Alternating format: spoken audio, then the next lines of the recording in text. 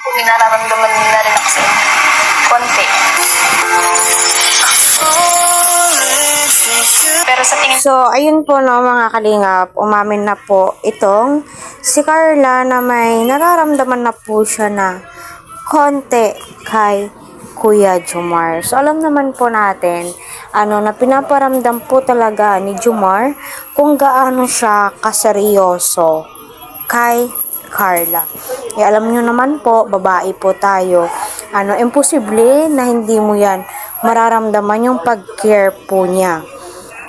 So, yung mga efforts niya, my God, dagdag pogi points po yun. Yung ginawa din po ng Jom Carl sa magulang ni Jomar at yung basbas ng kanyang nanay, number 1 pogi points din po yun sa mga babae.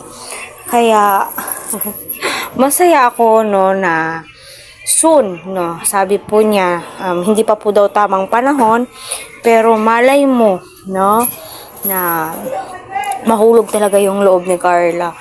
At naway, huwag sasaktan po ni Kuya Jomar, kasi, oh my God, napakadaming makakalaban ni Kuya Jomar dito sa social media, kasi alam naman po natin kung gaano nila kamahal itong si Carla. Ito po ay base sa opinion ko, base sa mga nababasa ko dito sa comment section, So, ayun, ang sweet ni Kuya Jomar, kita po na talaga natin yung efforts niya, yung pagmamahal niya, pag-uunawa po niya kay Carla in good times and bad times po, kaya patuloy po natin suportahan ang buong team Kalingap. Huwag po natin skip ang kanilang ads.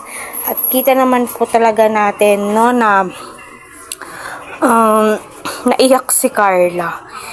First time nang nangyari sa kanyang ganon, no, at sinabi niyang, akong tutuusin, sobra-sobra po yung effort na ipinapakita ni Kuya Jomar para kay Carla, especially sa pamilya ni Carla, kasi marami po ang nakakapanood nito, 'di ba?